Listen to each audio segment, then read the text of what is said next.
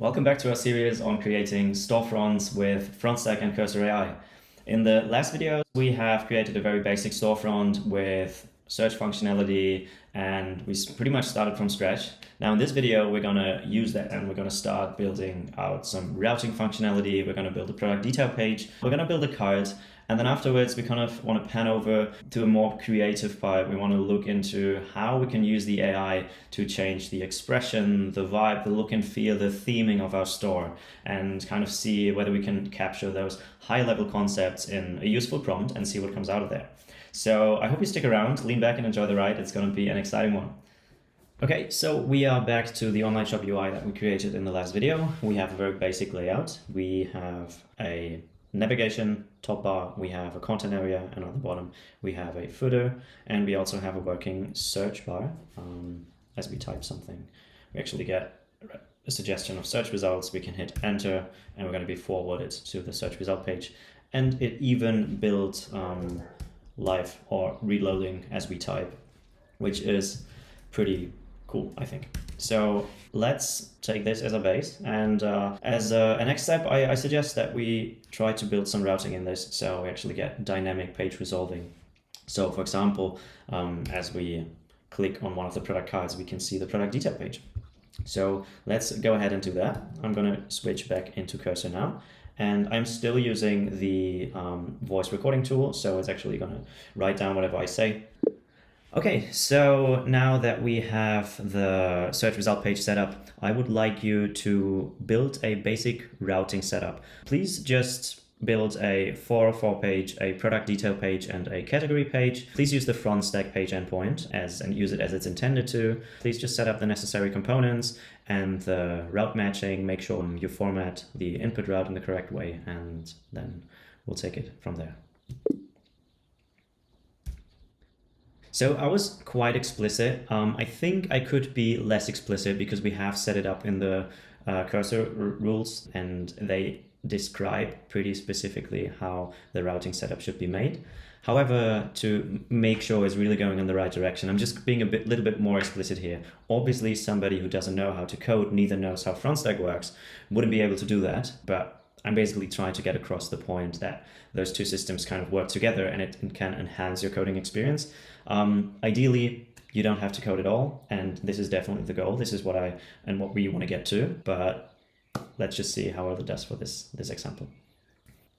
So it has recognized that it needs to create a catch-all component. The example that we're using in Nuxt.js, this is usually indicated by those braces here and a name or placeholder.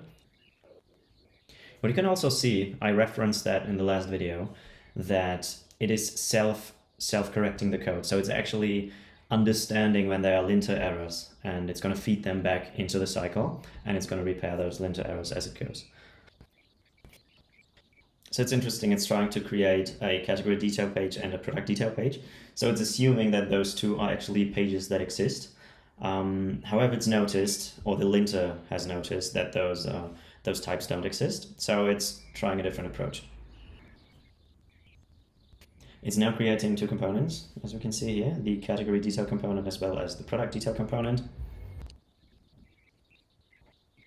And fair enough, it's also creating a 404 page, and now hopefully putting everything together in the catch-all component. Okay, without looking at the code, let's just go ahead and see what the page does for now. So we have the same layout. I'm just going to reload this to make sure it's properly reloaded.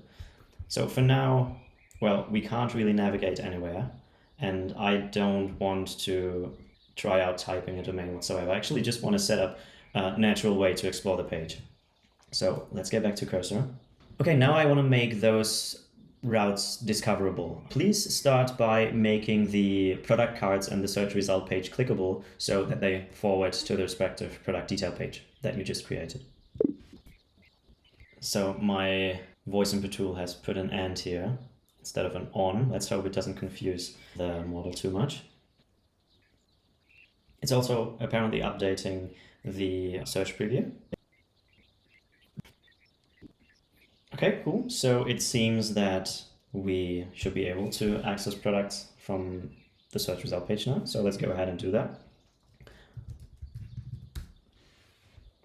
Well, here we go. And let's pull up that page. And there we go. We have a working product detail page by the looks of it. We can even look at the different images in here. Apparently we have some sort of variant selection. Even though I'm not exactly sure what this does, but here's the basics of what we're expecting it to do are working well.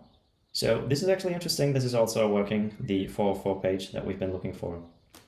Now that we apparently have working product detail pages and a working search page, we want to be able to add stuff into the cart, right? So as we go to product detail page, we have this add to cart button and we want something to happen there. So let's be a bit bold and ask the model to do all at once. Awesome. So this seems to be working. The next thing I want you to create is, first of all, a cart. So please add the add to cart functionality so that users can add products to their cart. While you're doing that, please also add a cart detail page that users can navigate to using the cart icon in the header and show an overview of the cart as well as a total and a subtotal. Well, let's see what it does from that. It's interesting. It's actually creating a composables directory and it's creating a use cart file inside of there, which is a very common pattern, especially in Nuxt.js and Next projects. In React, they are called hooks. In Vue, they're called composables. And essentially, they encapsulate state and expose methods to modify the state or mutate the state. And at the same time, they expose the state itself. So things such as the cart subtotal, the total, or the cart items.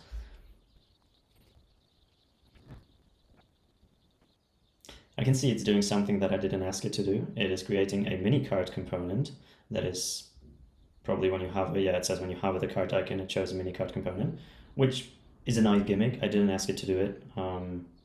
But yeah, I'll take it. Okay, so the model tells me that it's finished. We're going to go ahead and open the page right here. We still have this detail page, and now we're going to add something to the cart. Okay, quite unconventional, but it gives me a little alert indicating that something has been added. I hover the cart, nothing's happening. As I click it, I can actually see a summary of the cart, which is very cool. Not exactly sure how it was intended to work here. When I click it, it opens. When I hover it, it doesn't open. We can fix that at a later point. I think the general idea you get, it is pretty cool. Even changing the quantity in the cart is working as expected. I'm going to go ahead and just open another product. Let's say shoes. I want to have some running shoes. Yeah, those ones look nice. Look, it's even added this add to cart icon right here. Actually, no wonder whether it's done that. Okay, it's opening and adding it at the same time. Cool. I think we can refine some things here and there, but the basic functionality is there, and it's only been a few minutes, which I think is super impressive. Okay, so let's go ahead and actually play around with the product detail page a little bit. Let's see what we can do. For example, I feel like the width of the product page is a little bit too wide. It kind of goes beyond the bounds of the header, and I kind of want it to be in line with each other. So let's try to fix that first. I was noticing that the product detail page, the layout is wider than the header layout. So actually I want it to be in line with each other. So just make sure that the product layout does not go beyond the bounds of the header layout. Just make them the same width, please. It's cool. It's picking up on the consistency argument right here and saying, okay, the same thing actually happens on the cart and the category detail page. Cool. So it's also checked the not found page and realized that it's not necessary to edit there. And as we look at the layout now, it's super nice. I think there are a couple of things. First of all, I don't really like this variant selection, so I'm going to ask it and to change it. And I also feel like I want to have the quantity selector next to the add to cart button. And I think those features and materials and care sections could be collapsible. Super nice, thank you very much. I have some other things I want you to build. First of all, the variant selection in the product detail page. Could you make it a select instead of having separate buttons that I can use to select the variants? And also, can you place the quantity selection and the add to cart button in one row next to each other? Make sure they have the same height so it kind of has a nice look and feel. And add a small notification whenever I add something to the cart. Not like an alert, but maybe like a small pop-up on the bottom right side of my screen that shows me a summary of the product that I've bought, as well as a go to checkout or go to cart and a back to shopping button, which leads me back to the homepage. Okay, now I've gone a bit of a different direction because I thought it would actually be cool to have a small notification. But I'm actually asking it for quite a lot of things at once. And well, I can see that's already built the select as well as the quantity and the add to cart selection right here, which is super nice. I'm gonna go back to full screen just because it looks better. See how it's actually replacing the browser alert and instead showing the notification.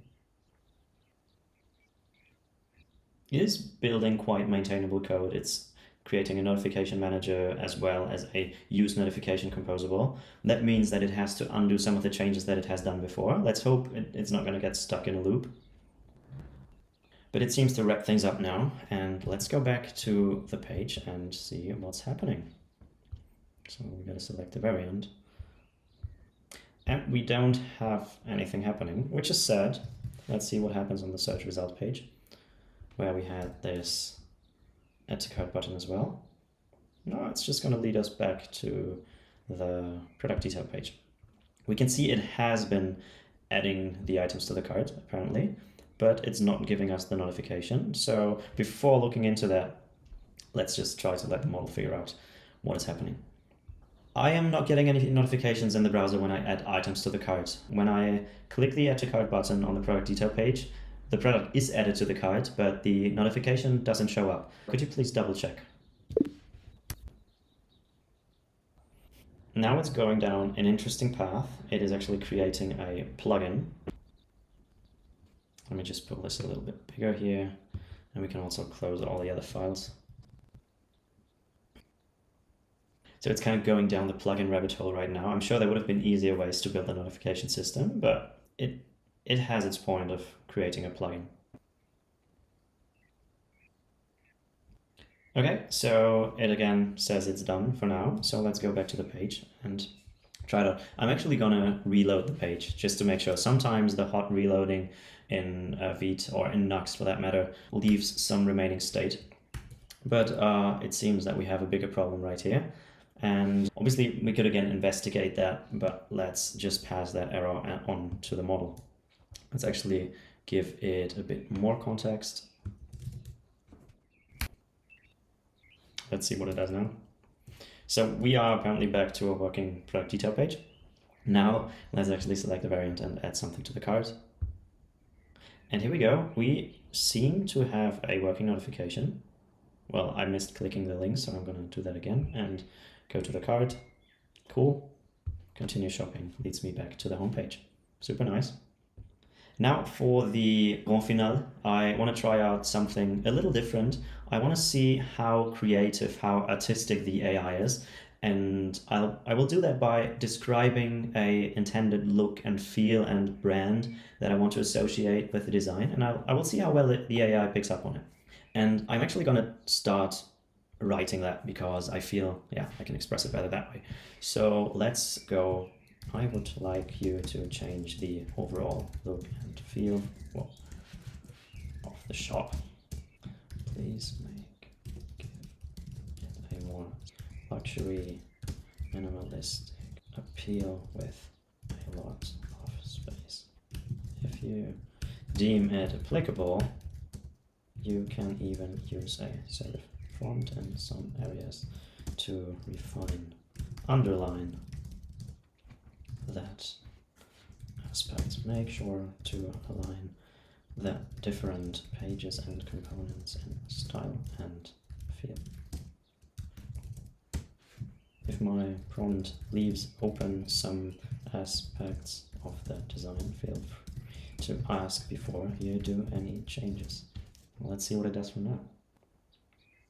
So it is actually coming back to me, asking me some changes. It is asking me for color palette. What color palette would you prefer for the luxury aesthetic? Monochromatic, warm neutrals, or cool tones? I would like to have a palette of cool tones, but keep it clean and lean. 2. What fonts would you like to use? I think a well-balanced combination of both font styles could look very nice. I'm being very passive here to just leave the judgment to the model. And 3, for the product cards and layout, would you prefer very minimal with subtle hover effects, clean with the understated luxury details, thin borders, subtle shadows, more dramatic with larger imagery and typography? I think I want to go with the first option. Do it minimalistic with a very stripped back interaction, feedback, and subtle shadows where applicable. 4. This is interesting. Are there any specific luxury brands or websites whose aesthetic you admire and would like to draw inspiration from? No, I'm not a very luxury type of guy, but let's see what we can come up with. Let's say, okay, let's make it like Ralph Lauren. That's how you pronounce that brand, and see what it picks up. How about giving it a bit of a Ralph Lauren twist? Well, let's just make sure this is something that actually matches what we want to go for. Oh yeah, this is definitely cool. Let's go for that style.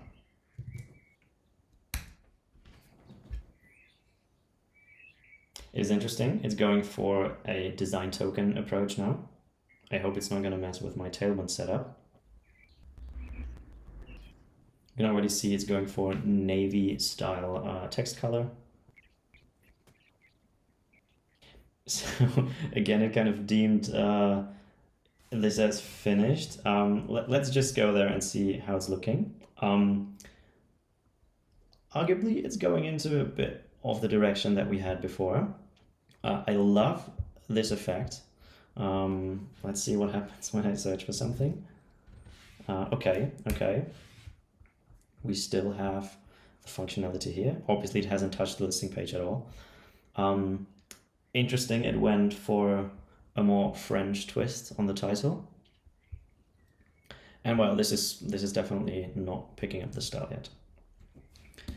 So in the same kind of luxury, minimalistic Ralph Lauren style that you created the header, could you please also adapt the product search result page and the product detail page, as well as the cart page?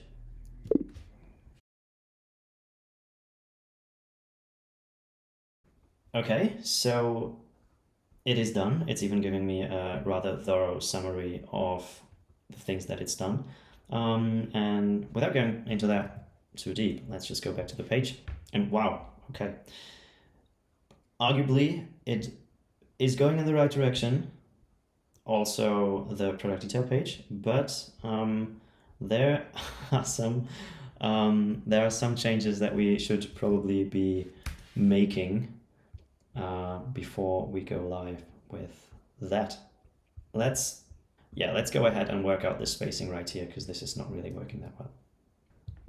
Okay, so I have a couple things that I want you to change. First of all, I see that you're using a lot of borders, and I would like to rather have it in a very plain style, kind of a plain flat style, which is minimalistic. And what I mean by that is that I don't want to have the borders around all of the different containers. And also I'm noticing that you're using all the space of the window, but rather I would want the product page, the search results, as well as the checkout to be within a container, which takes up maybe 80 or 70% of the screen. That way I think we have more open space, more white space on the page, and that would give it a way more elegant and nice open feel. As it's going through all the pages and updating them, we can already start here at the top, so we can check out the product detail page, which it definitely has less boxes, but it still has the full width. What about the cart page? Yeah, it hasn't really removed the boxes there yet. Maybe it's just not done updating it. Ah, here we go. Okay, now we definitely have less boxes. And how about the search result page? Okay, here we go. It's still not having a lot of space, so I think we got to give it another hint here. Okay, thanks for removing most of the outlines or borders. I think it looks way better now. However, I still noticed that every page pretty much, the product detail page, the cart page, the search results page, they're pretty much glued to the left and right of the screen, and also to the top header. I would like to give it a very loose spacing, give it a lot of space, and don't make it use the full space that's available. I think I could be more specific here from a technical standpoint or from a technical explanation point, but I really want to explain it as somebody who was just dealing with the visuals of it, would be describing it.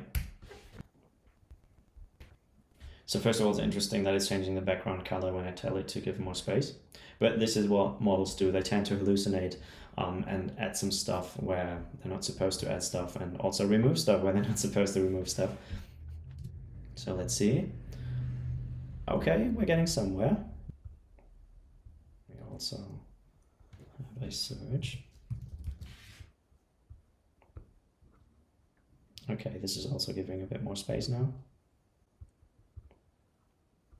And we also have a different card layout now.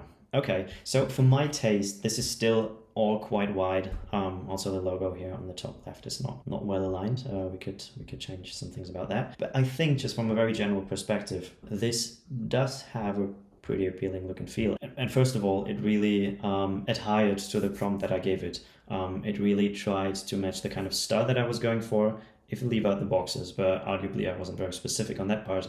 Yeah, I think we'll just call it a session with this one. I hope you can take something away from that. I hope you can learn something from that. And I also hope you enjoyed the little trip, and I hope to see you back for the next video. Bye.